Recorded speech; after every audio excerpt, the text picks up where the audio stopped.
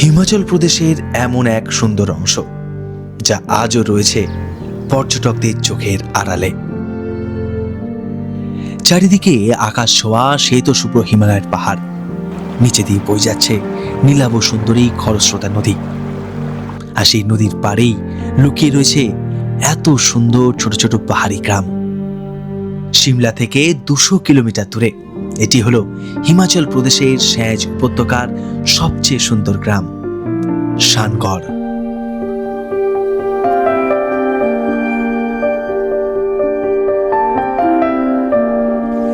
যেখানে অনিন্দ সুন্দর প্রকৃতির রূপ, মানুষের সরলতা আর গ্রামের মধ্যমণি রূপে থাকা এই বিস্তীর্ণ তৃণভূমি কথা বলে, সেটাই তো শানগড়। यहाँ पे बर्फ गिरता है, बर्फ गिरता है। कौन सा महीने में गिरता है? जनवरी में। जनवरी में गिरता है। तो इस साल गिरा था, इस साल गिरा था बर्फ। প্রধান শহর থেকে দুর্গম পথ পাড়ি দিয়ে এই গ্রামে পৌঁছানো মাত্রই আপনাকে ঘিরে ধরবে এক রাস শান্তি। আবার এই গ্রামের খুব কাছেই রয়েছে হিমাচলের পার্বতী উপত্যকার সব থেকে জনপ্রিয় শহর কাসল। তবে এই ছবির মতন সুন্দর শানগড় পৌঁছানোর জন্য আপনাকে প্রথমেই আসতে হবে হিমাচল প্রদেশের সবচেয়ে সুন্দর শৈল শহর সিমলায়। আর এই সিমলা, শানগড় এবং কাসল নিয়ে তৈরি আমাদের এবারের অফবিট হিমাচল ভ্রমণের প্রথম পর্বের রূপকাহিনী। তাহলে এক অচেনা হিমাচলকে চিনতে আর এক অজানা গ্রামের গল্প জানতেই সঙ্গী হন আজকের পর্বের।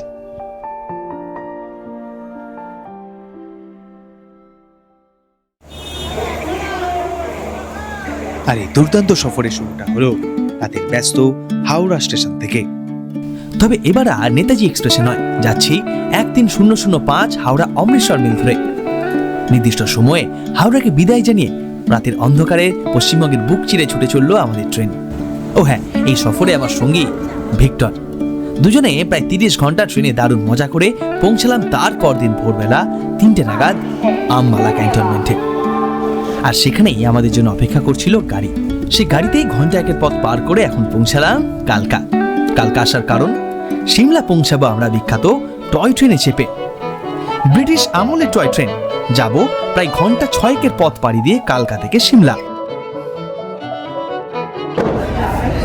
ঘড়ির কাঁটা এখন ঠিক ভোর 5:30 বাজে, আর আমার ঠিক পিছনে এদিকে দাঁড়িয়ে রয়েছে কালকা থেকে সিমলা যাওয়া বিখ্যাত সেই টয় ট্রেন। মানে ভারতবর্ষে যে কটি টয় ট্রেন রাইড রয়েছে তার মধ্যে অন্যতম সুন্দর এই কালকা থেকে সিমলা টয় ট্রেন। এই দিকে একটা ট্রেন দাঁড়িয়ে রয়েছে এবং এই দিকে আমার ঠিক বাম দিকে রয়েছে আমাদের টয় ট্রেন শিবালিক ডিলাক্স, যেটা ছাড়বে ঠিক ভোর 5:45-এ। চলুন তাহলে আরেকটা নতুন সফরের সঙ্গী হন আপনারা। কলকাতা থেকে লম্বা একটা ট্রেন সফর করে এসে পৌঁছেছি এখন কালকা। এবার কালকা থেকে টয় ট্রেন ধরে যাব সিমলা। 1864 সালে সিমলা ব্রিটিশ ভারতবর্ষের গ্রীষ্মকালীন রাজধানীতে পরিণত হয় এবং ভারতীয় সেনাবাহিনীর সদর দপ্তরও ছিল সেখানে। এর অর্থ বছরে 2 বার ঘোড়া এবং গরুর গাড়িতে কলকাতা এবং সিমলার মধ্যে সম্পূর্ণ সরকার স্থানান্তর করার প্রয়োজন হয়ে উঠল। তবে তৎকালীন সময়ে কলকাতা এবং দিল্লির মধ্যে ছিল ব্রডগেজ রেল লাইন। তাই পরবর্তীতে 1903 সালে মিটার গেজ লাইন স্থাপন করে ব্রিটিশরা চালু করলেন এই কালকা সিমলা প্রায় 96 কিলোমিটার দীর্ঘ টয় ট্রেন, যা বর্তমানে এই অঞ্চলে আসা প্রত্যেক পর্যটকের কাছে আকর্ষণের মধ্যমণি। ঘন্টা 3 পথ পাড়ি দিয়ে আমরা এখন এসে পৌঁছালাম এই লাইনের সব থেকে জনপ্রিয় স্টেশন বারোগে। হিমাচলের আঁকা পাহাড়ি পথে জার্নি করতে করতে আমাদের টয় ট্রেন এখন এসে থেমেছে বারোগে। এটা আমাদের দ্বিতীয় স্টেশন। আর আমার ঠিক পিছনে যে টানেলটা দেখছেন, এটা 33 নম্বর টানেল। বলা হয় এই যাত্রাপথে সব থেকে লম্বা এবং সব থেকে ভয়ানক টানেল নাকি এই বারোগ টানেল। এই বারোগের টানেলের সঙ্গে জড়িয়ে রয়েছে একটা ভৌতিক কাহিনীও। বা সে সমস্ত কিছু বাদ দিলে পরিবেশ প্রকৃতি অসাধারণ সুন্দর। এখানে 10-15 মিনিটের বিরতি রয়েছে, এখানে কফি, ম্যাগি এগুলো সমস্ত কিছু পাওয়া যায়, খেতে পারেন। দারুণ সব ছবি উঠছে, সব মিলে দুর্দান্ত একটা মনে রাখার মতন জার্নি এই কালকা থেকে সিমলা টয় ট্রেনের যাত্রা। বারোগ পেরোতেই আবারও শুরু হলো সেই স্বর্গীয় সুন্দর যাত্রা। ঘন জঙ্গলের মাঝখান দিয়ে ঠিকরে পড়ছে দিনের প্রথম রোদের আলো। তার মাঝখান দিয়ে ছুটে চলেছি, আর দূরে ওই যে দেখা যায় ছোট বড় সব পাহাড়ি শহর। অবশেষে বেলা 11টা নাগাদ আমরা এসে পৌঁছালাম শৈল শহর সিমলায়। আর সেখানেই স্টেশনের বাইরেই আমাদের জন্য অপেক্ষা করছিল গাড়ি। এই গাড়ি করেই আগামী 7 দিন আমরা ঘুরে বেড়াবো হিমাচলের বিভিন্ন প্রান্ত। তবে এখন আমরা চললাম আমাদের সিমলার হোটেলে। সিমলা ম্যালের একেবারে কাছেই আমাদের এবারের সিমলায় এক রাতে থাকার আস্তানা। রুমটাও বেশ সুন্দর, সাজানো গোছানো। শৈল শহর সিমলায় আমাদের এবারের আস্তানা একদম ম্যালের পাশেই। রুমটা আপনাদের দেখায়, এই হচ্ছে একটা বড় সাইজের কিং সাইজের বেড, যেখানে আমার আর ভিক্টরের আজ রাত্রিবাস। এখানে সুন্দর বসার জায়গা রয়েছে, সেখান থেকে বাইরে দেখা যাচ্ছে দারুণ সুন্দর বাইরের পাহাড়, ওইদিকে সিমলা শহর সবটাই। আবার এইদিকে ব্যাগপত্র রাখার আয়োজন রয়েছে, ওয়াশরুমও বেশ পরিষ্কার পরিচ্ছন্ন। সব মিলিয়ে আমরা সিমলাতে থাকবো এক রাত, তো দারুণ সুন্দর আয়োজন। আচ্ছা, এইবার আমরা এই যে অফবিট হিমাচল ট্রিপ করছি, তা করছি ট্যুর পিকার্সের সাহায্যে। তো তাদের সাথে কন্ট্যাক্ট ডিটেলস আমি ডিসক্রিপশনে দিয়ে রাখলাম।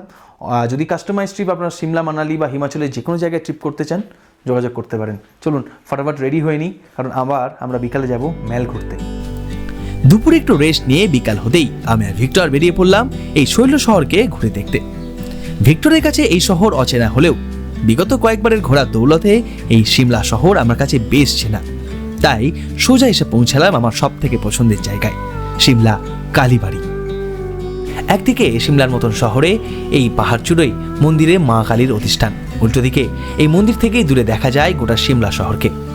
গধূলি বেলার আলোতে এই শহর দেখুন সোনার মতন চকচক করছে। সিমলা কালীবাড়িতে বেশ কিছুটা সময় কাটিয়ে এবার আমি আর ভিক্টর এসে পৌঁছালাম সিমলার সব থেকে জনপ্রিয় স্থান, সিমলা ম্যাল। সিমলা ঘুরতে আসা প্রত্যেক পর্যটকের কাছে এই সিমলা ম্যাল রোড বেশ জনপ্রিয়। বিকাল ভাগে প্রচুর মানুষের সমাগম হয় এই ম্যাল রোডে। আমার পিছনের এই চার্চটা দেখে কিছু সিনেমার কথা মনে পড়লো। হ্যাঁ, 2008 সালে মুক্তিপ্রাপ্ত 3 ইডিয়টস সিনেমার সেই বিখ্যাত সিন, যেটা শুটিং হয়েছিল এখানে এবং ওইখানে। আমরা এখন রয়েছি ব্রিটিশ ভারতবর্ষের গ্রীষ্মকালীন রাজধানী সিমলাতে, এবং সিমলার সব থেকে জনপ্রিয় স্থান এখানকার সিমলা ম্যাল। বিকাল ভাগে ম্যালে প্রচুর মানুষ, বিভিন্ন জায়গার পর্যটক এই সুন্দর জায়গায় সুন্দর সময় কাটাতে আসেন। আর সন্ধেই এখানে আড্ডা দেন, কিংবা নিচে মার্কেট রয়েছে, এই মার্কেটও শপিং করেন। দারুণ একটা সময়। মানে আগামীকাল আমরা এই সিমলাকে বিদায় জানিয়ে এগিয়ে যাব শানগড়ের উদ্দেশ্যে। মানে এবার আমরা হিমাচলে যে জায়গাগুলো ঘুরছি সেগুলো কিছুটা জানা কিছুটা অজানা। যেমন আগামীকাল আমরা যে জায়গায় যাচ্ছি সেটা একেবারেই অফবিট হিমাচলের একটা অংশ, শানগড় একটা ছোট্ট গ্রাম। বাট তার আগে প্রথম দিনটা আমাদের হিমাচলে আজ কাটছে সিমলাতে, সিমলা ম্যালে। এরপর আমরা এখান থেকে নিচে যাব মার্কেটে।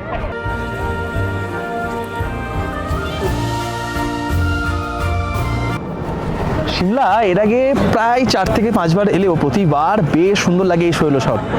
এই শহরটার মধ্যে একটা ইমোশন রয়েছে। আমাদের যেমন বাঙালিদের কাছে দার্জিলিং খুব প্রিয় একটা শৈল শহর, তেমন সিমলাও খুব প্রিয় আমাদের কাছে শৈল শহর। এখন পশ্চিমার কাছে সানসেট হচ্ছে, আর তার রিফ্লেকশনটা পড়ছে পিছনের শহরে, সোনার মতন চকচক করছে, দুর্দান্ত লাগছে। আর যত সূর্য ডুবছে তত বাড়ছে ঠান্ডা। কিছুদিন আগেই সিমলাতে স্নোফল হয়েছে অনেক বছর পর, তো এখন স্নোফল না থাকলেও ঠান্ডা কিন্তু বেশ দুর্দান্ত। সন্ধে নামতেই আরো বেশি জমজমাট হয়ে উঠলো গোটা মল রোড। ভিড় বাড়তে লাগলো প্রতিটি দোকানের সামনে। হবে নাই বা কেন, শপিং প্রিয় মানুষদের কাছে এই জায়গা যেন একেবারে স্বর্গের মতন। রয়েছে হরেক রকমের দোকান, তার সাথে রয়েছে খাওয়া দাওয়ার জম্পেশ আয়োজন। এইভাবে শেষ হলো আমাদের সিমলার প্রথম দিন।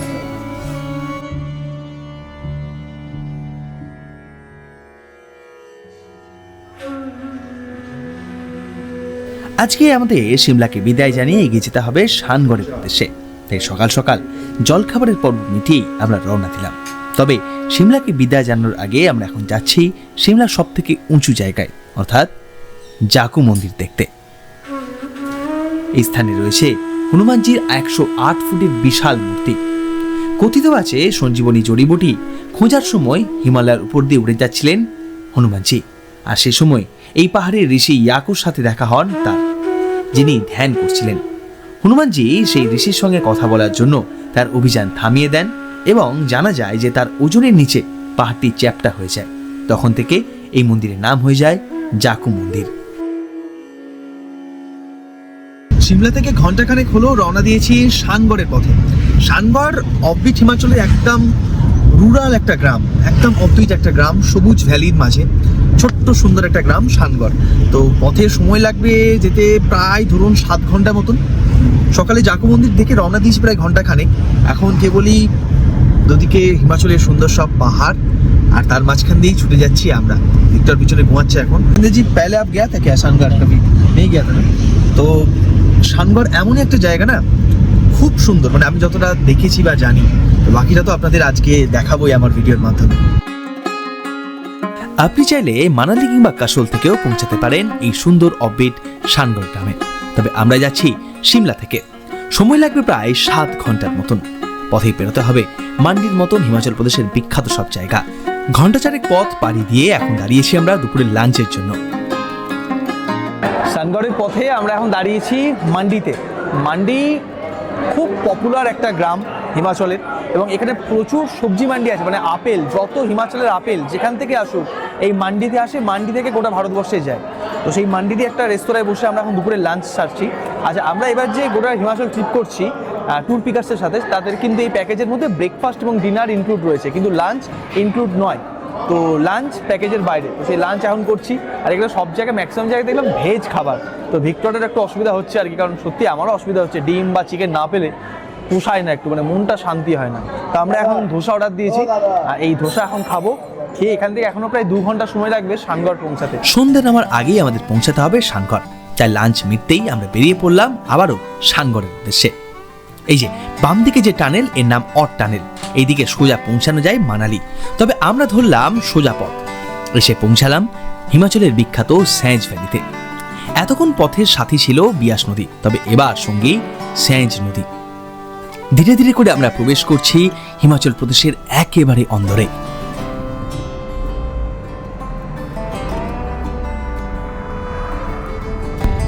দুপাশের পরিবেশ, প্রকৃতি বলছে এখন আমরা রয়েছি একেবারে হিমাচল প্রদেশের অন্দরমহলে। আর হিমাচল ভারতবর্ষের সবথেকে প্রিয় রাজ্য।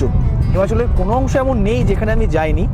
এই অঞ্চলের পাশেই রয়েছে কাসোল, সেই কাসোলও গিয়েছি, তবে এই গ্রামটা আমি কিন্তু এখনো দেখিনি। এই স্যাঁজ ভ্যালি, এই শানগড়, এগুলো খুব সুন্দর গ্রাম, চারিদিকে সবুজে মোড়ানো। আবার শীতকালে মানে জানুয়ারিতে বরফও পড়ে। আমরা রয়েছি একেবারে যে অংশে দুদিকে হিমাচলের ছোট ছোট অজানা সব গ্রাম। শানগড় প্রায় ধরুন আর মিনিট 50 মতো বাকি পৌঁছে যাব। সময় লাগলো কিন্তু অনেকটা, আর রাস্তা অনেক। এতক্ষণ রাস্তা ভালো থাকলেও গ্রামে ঢোকার শেষ 15 কিলোমিটার পথ একেবারেই খারাপ। কোথাও পাহাড়ি পাথুরে ধুলোয় ঢাকা পথ, তো কোথাও আবার রাস্তার চিহ্ন মাত্র নেই, তৈরি হচ্ছে। সেই সব বাধা বিপত্তি কাটিয়ে ধীরে ধীরে সূর্যাস্তকে সঙ্গে করেই আমরা পৌঁছালাম আমাদের গন্তব্য হিমাচল প্রদেশের অন্দরের একটা ছোট্ট গ্রাম শানগড়।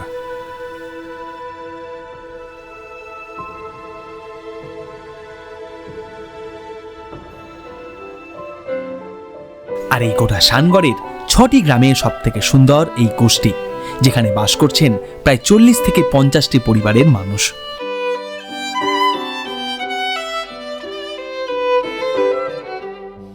আর এই গ্রামেরই একটা ছোট্ট সুন্দর হোমস্টেতে রাত্রিযাপন আজ আমাদের। সিমলা থেকে বেরিয়েছিলাম সকাল 10টায়, আর এখন বাজে ঠিক সন্ধে 6টা। আমরা এসে পৌঁছালাম আমাদের গন্তব্য হিমাচলের একেবারে অন্দরে, চারিদিকে বড় বড় পাহাড়ের মাঝে ছোট্ট অজানা একটা গ্রাম, নাম শানগড়। এইটা হচ্ছে আমাদের আজকের আস্তানা শানগড়ে। গ্রামটা খুব সুন্দর। আমরা ঠিক সন্ধ্যের আগে ভাগে এসে পৌঁছেছি। পিছনে দেখতে পাচ্ছি বরফের পাহাড় এবং বরফের চূড়োগুলো, সেগুলো তো আগামী দিনে কালকে আপনাদের ঘুরিয়ে দেখাবো। ওই গ্রামটাও ঘুরে দেখবো। গ্রামটা খুব সুন্দর, শান্ত, স্নিগ্ধ। এখানে হোমস্টে তৈরি হচ্ছে, মানে লাস্ট 1 থেকে 2 বছরে এই শানগড় বেশ কিছুটা পরিচিতি পেয়েছে মানুষের কাছে, পর্যটকের কাছে। সেই জন্য দেখলাম বেশ কিছু হোমস্টেও তৈরি হচ্ছে এখন। বাট আপাতত আমরা যাব এখন আমাদের হোমস্টেতে, খুব সুন্দর দেখতে। এই আমরা এখন উঠছি 2nd ফ্লোরে আমাদের হোমস্টের। এখানেই আমাদের রুম, নিচেও বেশ কয়েকটা রুম রয়েছে দেখলাম, বাট খুব সুন্দর লোকেশন এই হোমস্টেটার।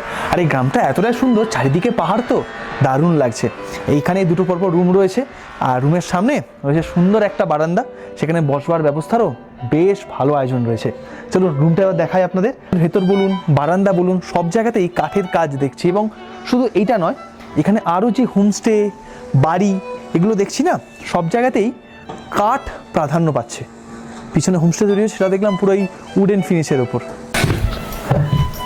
ওয়াও, দারুণ সুন্দর রুমটা। এই হচ্ছে বিছানা, এখানে থাকবো আমরা। আর এখানে রয়েছে কাওয়ার্ড, একটা বালিশ, কম্বল এগুলো রয়েছে। ব্যাগপত্র মেঝেতেই রেখেছি। একেবারে এরম জায়গাতে আপনি কোনো লাক্সারি রিসর্ট পাবেন না, পাবেন শুধু প্রকৃতি, তার মাঝে সুন্দর হোমস্টেতে থাকার ব্যবস্থা। হোমস্টেগুলো এখানে এইসব জায়গায় হোমস্টেতে থাকতেই যদি বেশি ভালো লাগে। আর এখানে জানলা রয়েছে, জানলা দিয়ে বাইরে শানগড়ের যে মিডো, মানে কালা আপনাদের ওটা দেখাবো, সেই মিডো দেখা যাচ্ছে একদম পরিষ্কার। সামনে পাহাড়, সানসেট হয়ে গিয়েছে, অন্ধকার নামছে। আর পুরো রুমটা একেবারে কোনো চাকচিক্য নেই, সাধারণ, খুব মানে যতগুলো বেসিক নিডস সেগুলো এখানে রয়েছে, বালিশ, কম্বল, জল, জগ। বাথরুমটাও দেখলাম, ওয়াশরুমটা বেশ পরিষ্কার পরিচ্ছন্ন এবং টিপটপ।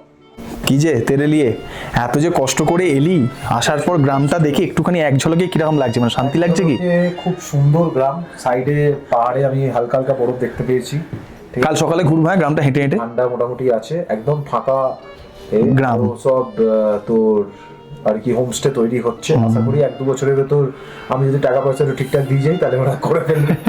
আচ্ছা, আর এখানে দিয়ে গেছে হচ্ছে গরম গরম চা আর বিস্কুট দিয়ে গেছে, তার সঙ্গে জল টল তো ছিলই। বাট আমার এই ভিউটা কাল সকালে দেখার খুব ইচ্ছা, মানে সুন্দর এত লাগবে। দূরে মিরোটা দেখতে পাচ্ছি শানগড়ের। অ্যাকচুয়ালি শানগড় নামটা শুনলে ফার্স্টে এই মিরোটার ছবি মাথায় আমাদের আসে আর কি। তো বেশ সুন্দর, দেখুন বাইরেটা। পাহাড়ে সন্ধে নামায় ঝুপ করে। যখন এসেছিলাম তখনও বাইরে রোদ ছিল বেশ, কিন্তু এতক্ষণে শানগড় গ্রামে নেমেছে আরও একটা সন্ধে, তার সাথেই বেড়েছে ঠান্ডা। তাই সন্ধেবেলা আমি আর ভিক্টর রুমে বসেই এনজয় করছিলাম ভারত জিম্বাবুয়ের ম্যাচ। আজকে ইন্ডিয়ার জন্য টি-20 ওয়ার্ল্ড কাপে ডু অর ডাই ম্যাচ, কারণ সকালের ম্যাচে সাউথ আফ্রিকা জিতে গিয়েছে, মানে এখন দুটো ম্যাচ ইন্ডিয়াকে জিততে হবে। বাইরে এখন টেম্পারেচার 10 ডিগ্রি 11 ডিগ্রি এরকম, ঠান্ডা যত মানে রাত যত বাড়বে ঠান্ডা তত বাড়ছে। আমরা দুজনে দুটো কম্বল গায়ে নিয়ে নিয়েছি, দিয়ে এখন সন্ধ্যেবেলা বাইরে তো পুরো অন্ধকার, কিচ্ছু করারও নেই, কোথাও যাওয়ারও নেই। এখন আমরা বসে বসে খেলা দেখছি, দেখি আজকে কি হয়। তোমার আজকে কত রান করবে ইন্ডিয়া ব্যাটিং করে ফার্স্টে? 220-র উপর যাবে। 220। সেদিন সন্ধ্যায় ম্যাগি দেওয়া হয়েছিল আমাদের, আর ডিনারের আয়োজন ছিল দুর্দান্ত। ভাত, ডাল, গরম গরম কষা মাংস, পাঁপড়, চাটনি। এই ডিনার কিন্তু আমাদের প্যাকেজের মধ্যেই। আর বাইরে বেরিয়ে দেখি শানগড় গ্রামে রাত হয়েছে বেশ গভীর, চারদিক একেবারে নিশ্চুপ। মাথার উপর দেখি জলজল করছে গোল একটা চাঁদ। এইভাবেই শেষ হলো আমাদের শানগড়ের আজকের দিনটা। পরদিন সকালে ঘুমচার ভাঙলো বেশ তাড়াতাড়ি। রুমের বাইরে বারান্দায় এসে দেখি দিনের আলো তখনও ঠিক করে ঢোকেনি গোটা গ্রামে। তবে মানুষজন বেশ তাড়াতাড়ি উঠে পড়ে, শুরু করে দেয় দিনের কাজ। এখানে সকালটা আরো বেশি সুন্দর, স্নিগ্ধ। কেবলমাত্র চারিদিকে রয়েছে পাখিদের কিচিরমিচির শব্দ। Good morning from Shangarh. কাল রাতে যখন ঘুমিয়েছিলাম তখন প্রায় ধরুন 12টা বাজে। আজকে সকালবেলা যখন ঘুম থেকে উঠলাম তখন 7টা। এখানে 7টা 7:30 অবধি অন্ধকার থাকে, কারণ চারদিকে তো বড় বড় পাহাড়, পাহাড়ের মাঝখানে ছোট্ট একটা গ্রাম, তো আলো আসতে বেশ খানিকটা দেরি হয়। 7:30 পৌনে 8টা নাগাদ এই গ্রামে প্রথম আলো আসলো। সূর্য তার অনেকক্ষণ আগেই উঠেছে যদিও।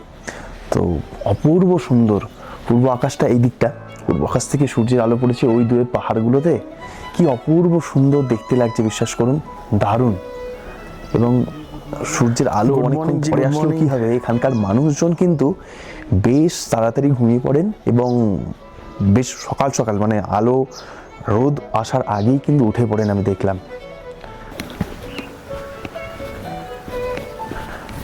মোটামুটি 40 থেকে 50টি পরিবার নিয়েই তৈরি এই ছোট্ট সুন্দর গ্রামটা। পাহাড়ের কোলে হওয়াতে প্রাকৃতিক সৌন্দর্য ভরপুর।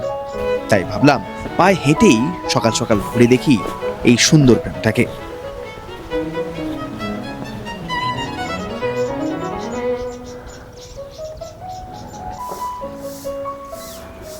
এবং পরিষ্কার আবহাওয়ায় রৌদ্রোজ্জ্বল দিনে এইসব বাড়ি থেকেই দূরে দেখা যায় বরফাবৃত পাহাড়। তবে যে শুধু এই গ্রামের প্রকৃতি সুন্দর তা নয়, এখানকার প্রতিটি মানুষ বেশ সরল, সাধারণ, আর সবসময় মুখে লেগে রয়েছে একটা মিষ্টি হাসি। মানুষজনও বড়ই ভালো এখানকার।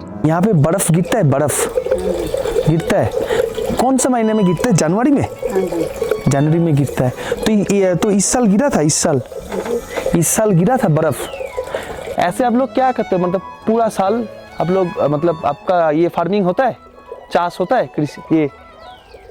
हाँ, क्या क्या होता है? गेहूं होता है, अच्छा, मक्की भी होता है, राजमा होता है। अच्छा, और आपका जो वे ये है ना, बकरिया, वेर, ये सब ऊपर आप चलाना जाते हो? चलते ऊपर अच्छा अच्छा। जंगल गर्मी तो इस गांव का नाम क्या है? गोष्ठी। और ये शानगढ़ पूरा इलाका को बोलता है? अच्छा अच्छा।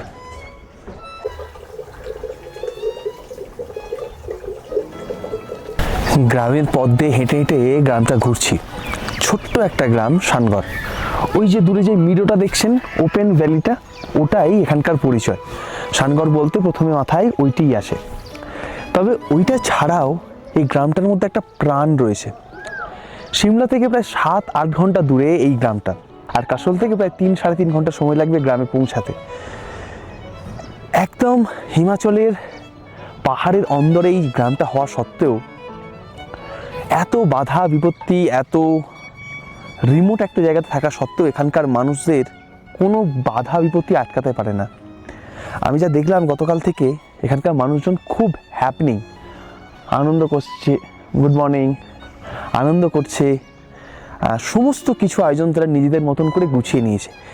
এই গ্রামে এখন অবধি তো সেইভাবে গাড়ি ঘোড়া আসতে পারে না, তো ম্যাক্সিমাম অধিকাংশ বাড়ি যেগুলো তৈরি আছে, অধিকাংশ কেন প্রায় 99% বাড়ি, হোমস্টে এখানে কাঠের তৈরি। এবং আমি যে বাড়ির সামনে দাঁড়িয়ে রয়েছি এখন, সেখানে দেখছি সব বাসনপত্র রাখা রয়েছে, সেগুলো হয়তো একটু পর ধোয়া হবে আর কি। এই গ্রামের অধিকাংশ মানুষের জীবিকা কৃষিকাজ এবং পশুপালন। শীতকালে এই গ্রাম বরফের তলায় থাকলেও বছরের বাকি সময়ে এই গ্রামের জমিগুলোতে যব, গম, বার্লি চাষ হয়। এমনকি প্রতিটি বাড়িতেই কমপক্ষে 2টি গরু এবং বেশ কিছু ছাগল রয়েছে। চাষের জমিতে ফসলের অবশিষ্ট অংশই এনারা বিচুলি হিসাবে ব্যবহার করেন, নিজেদের বাড়ির গবাদি পশুর খাদ্য হিসাবে। কিন্তু গোটা গ্রামটা ঘুরতে ঘুরতে চোখে পড়লো একটা অসাধারণ মিষ্টি ফুল।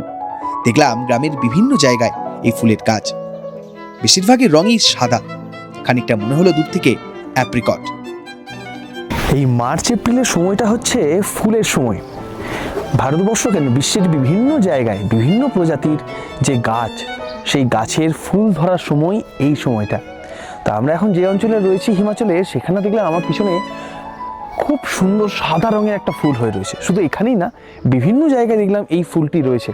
তো জিজ্ঞেস করাতে আমি জানলাম এই এত সুন্দর সাদা রঙের ফুলটার নাম হচ্ছে আলমকারা, লোকাল ভাষায়। মানে যে পিচ হয়, পিচ ফল, সেই পিচ ফলের গাছ এটা, এবং তারই ফুল এসেছে এখন। কি অপূর্ব সুন্দর লাগছে। খানিক চেরি ব্লসমস আমরা দেখি না, চেরি ব্লসমস যেমন গোলাপি রঙের হয়, এই ফুলটার রং ঠিক তেমন সাদা। সিমলা, মানালি, কাসলের ভিড়ে হিমাচল প্রদেশের অন্দরের এই গ্রামগুলো এখনো পর্যটকদের চোখের থেকে বহু ক্রোশ দূরে। কিন্তু বিশ্বাস করুন, এই কয়েক ঘন্টা ঘুরে এই গ্রামটার উপর কেমন যেন ভালোবাসা জন্মেছে। এই আধুনিকতার যুগেও এই গ্রামের মানুষজন এখনো ধরে রেখেছেন তাদের রীতি রেওয়াজ, সংস্কৃতি। धाटू बोलते हैं हम। धाटू? हाँ जी। अच्छा, तो ये कौन पहनता है? ये लेडीजें पहनती है जो शादीशुदा होती है। जो ट्रेडिशनल जो मतलब वेयर है, जब आप लोग त्योहार में पहनते हैं, हाँ जी। वो बहुत सुंदर दिखती है। हाँ जी। तो उसको क्या बोलते हैं? उसको हम पट्टू बोलते हैं। पट्टू? हाँ जी। पट्टू और ये धाटू। धाटू, हाँ। হিমাচলের অন্দরের এই গ্রামে এখনো বিদ্যুৎ ঠিকভাবে না আসায় রয়েছে প্রতিটি ঘরে সোলার সিস্টেম। তাছাড়া আমাদের হোমস্টে রান্নাঘরে দেখলাম রয়েছে বুখারি, যাকে লোকাল ভাষায় বলা হচ্ছে তন্দুর। সেখানেই এখন বানানো হচ্ছে আমাদের জন্য গরম গরম আলুর পরোটা।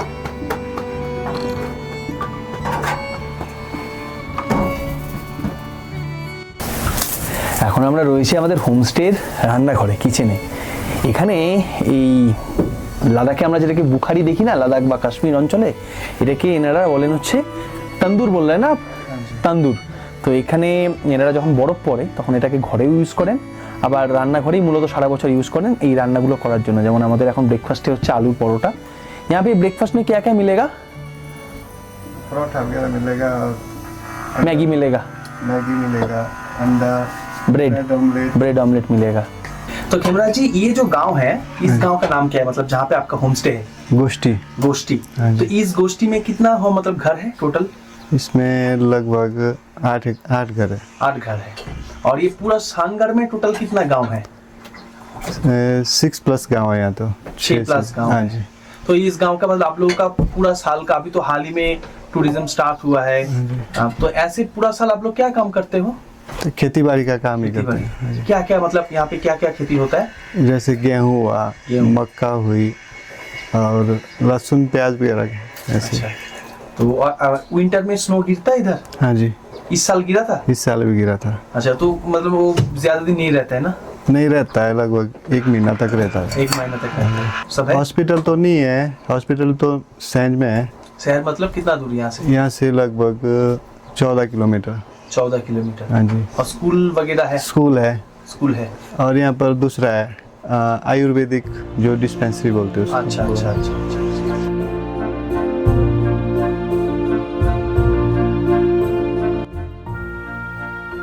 তবে এত কিছুর মধ্যেও এই শানগড়ের পরিচিতি পর্যটকদের কাছে এক অন্য জায়গায়।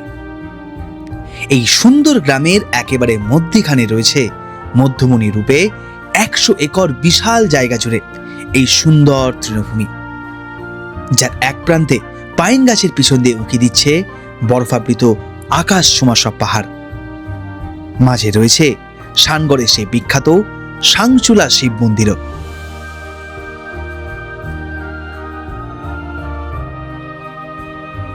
ও মাই গড, এই সেই শানগড়ের পরিচিতি, এই সেই এখানকার বিখ্যাত মিরো, শানগড় মিরো। দুর্দান্ত লাগছে। যারা খাজিয়ার গিয়েছেন তারা এই জায়গাটাকে কিছুটা রিলেট করতে পারবেন। খাজিয়ার এর থেকে একটু ছোট খাজিয়ার, এই জায়গাটা বিশাল, প্রায় 150 বিঘা এই গোটা মিরোটা। এবং ওইদিকে গ্রামটা, যে গ্রামে আমরা ছিলাম, এবং এই যে এইদিকে ঠিক ভ্যালির পিছনে উপরে উঁকি দিচ্ছে বরফাবৃত পাহাড়। কি দুর্দান্ত দেখতে লাগছে দেখুন, বিশাল এলাকা জুড়ে এই ভ্যালি। ওয়াও। তবে এবার আমার মনটা অল্প খারাপ, কারণ এত সুন্দর গ্রামকে এবার ছেড়ে ফিরে যেতে হবে। যাক, আবার হয়তো ভবিষ্যতে কোনোদিন ফিরে আসবো এই গ্রামে। গতকাল যে পথে এই গ্রামে পৌঁছেছিলাম সেই পথ ধরেই এখন পৌঁছালাম অট টানেল।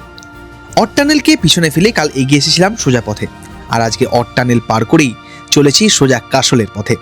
এই হাইওয়েই বলে দিচ্ছি আমরা রয়েছি এখন মানালির পথে। এর আগে একবারই আমি কাসল এসেছি, আজ তো কাসল যাচ্ছি, এটা আমার দ্বিতীয়বার। এর আগের বারে কাসলে আমার সঙ্গী ছিল, যারা আমার অনেক পুরনো যারা সাবস্ক্রাইবার বা ফলোয়ার বা সদস্য তারা জানেন। আমি, দাদা, বৌদি, সায়ন্তনদা এবং সঞ্চিতাদি 5 জন এসে পৌঁছেছিলাম কাসলে প্রথমবার। তো আজ দ্বিতীয়বার কাসল যাচ্ছি। এখান থেকে 35 কিলোমিটার কাসল। আমরা যাচ্ছি এখন ভুন্টার থেকে রাস্তা ডান দিকে যাবে কাসলের জন্য। যারা দিল্লি থেকে কাসল আসতে চাইছেন ডিরেক্টলি, কাসলের জন্য ডিরেক্ট বাস তো আছেই, তো যারা কাসল আসতে চাইছেন দিল্লি থেকে কাসলের কিন্তু রাতের ভলভো বাস রয়েছে, তারা কিন্তু কাসল সেইভাবে আসতে পারেন। সব থেকে ভালো ওটা, রাতে মানে একদম রাতে জার্নি করে পরের দিন কাসল পৌঁছে যাবেন। আমরা এবারে পুরোই কাস্টমাইজ ট্রিপটা করছি ট্যুর পিকার্সের সাথে।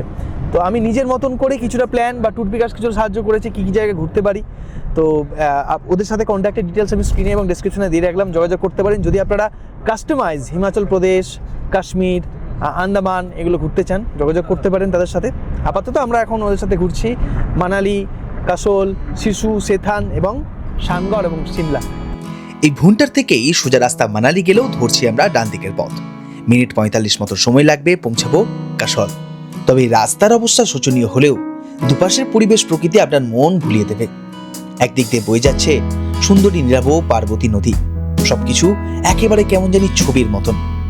যাক, এই আমরা পৌঁছে গিয়েছি মিনি ইসরায়েল অফ ইন্ডিয়া কাসলে।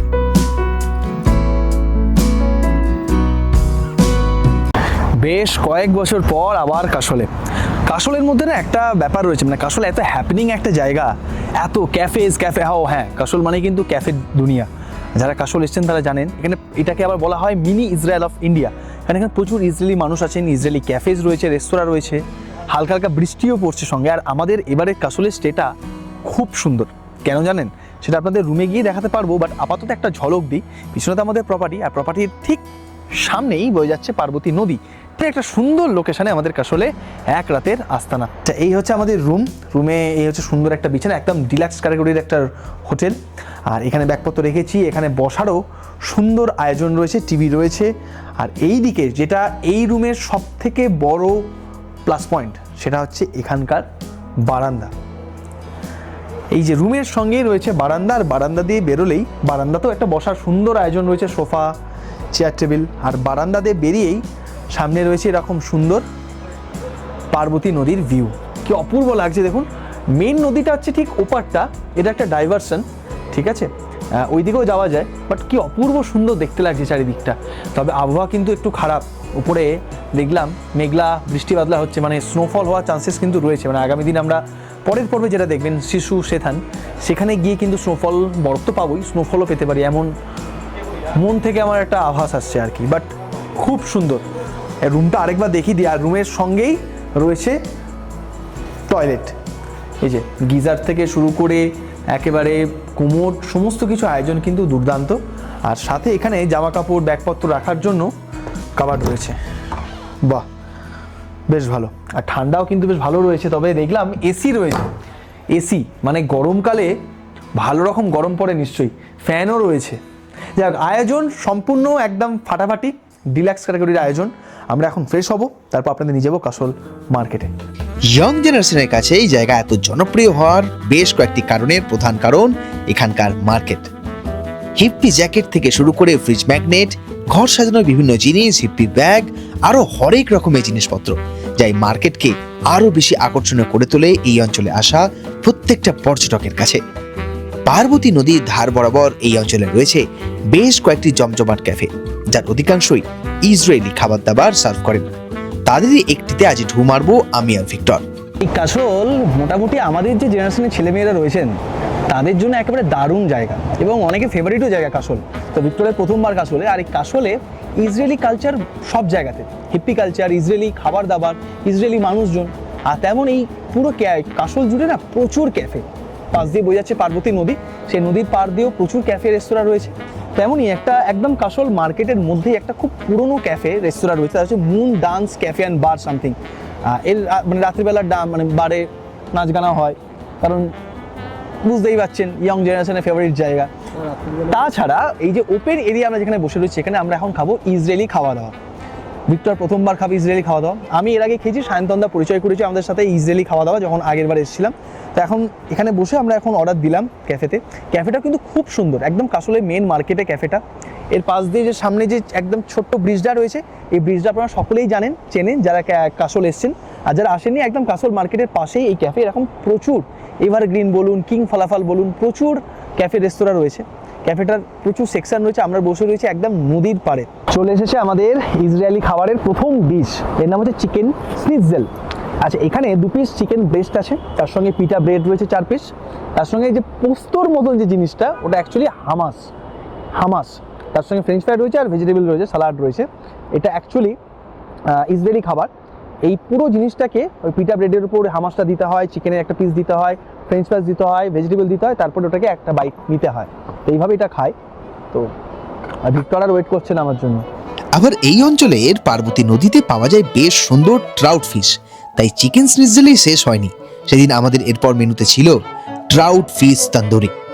সেই দিয়ে জমজমাটভাবে শেষ হয়েছিল আমাদের কাসলের আজকের লাঞ্চ। খাওয়া দাওয়ার পর্ব মিটতেই দুজনে পায়ে হেঁটে ঘুরে দেখছি এই জায়গাটাকে। ব্রিজ পার করে নদীর ওপারে চলে এলাম। এই পথেই সোজা পৌঁছে দেয় ছালাল ভিলেজ। ছোট্ট একটা হাইক, তবে এইবার সেই সময় হাতে আর নেই, তাই সোজা পৌঁছে গেলাম একেবারে পার্বতী নদীর পাড়ে। এই যে আমার পিছনে নদী, এর নাম পার্বতী নদী। পার্বতী নদীর বাম দিকটা, যে দিক দিয়ে আমরা এলাম এখন, এটা হচ্ছে ছালাল ভিলেজ, তার রাস্তা আর কি। আর ঠিক এই দিকটা হচ্ছে কাসল। তো আমরা কাসল থেকে এই নদীর ব্রিজটা পার করে এই পাশে ছালাল ভিলেজের রাস্তায় এসে নদীর পাড়টায় কিছুক্ষণের জন্য নেমেছি। কি দারুণ সুন্দর লাগছে, ওই দূর পাহাড় থেকে নেমে আসছে। জলের রং এখনও অতটা নীল নয়, বাট সবুজে, আর খুব ঘোলাও নয়। পার্বতী নদীতে র্যাফটিংও হয়, সেটাও করতে পারেন। কুল্লুতে র্যাফটিং হয়, সেটাও করতে পারেন। তবে আমার প্রিয় সব থেকে ঋষিকেশ। সেদিন বিকালেই কাসল মার্কেটে বেশ কিছুটা সময় কাটিয়ে ফেরত চলে আসি আমাদের হোটেলে। সন্ধ্যে নামতেই আমাদের হোটেলও সেজে ওঠে দারুণ সুন্দর করে। ব্যাস, এই পর্যন্ত এই ছিল আমাদের শানগড় এবং কাসলের গল্প। পরের পর্ব নিয়ে ফিরছি খুব তাড়াতাড়ি। সেই পর্বে থাকছে অফবিট হিমাচলের বরফের 2 রাজ্য। তাহলে এই ভিডিওটি যদি ভালো লেগে থাকে তাহলে অবশ্যই ভিডিওটিকে একটি লাইক করে চ্যানেল নতুন সাবস্ক্রাইব করে পাশে থাকবেন। দেখা হচ্ছে পরের পর্বে।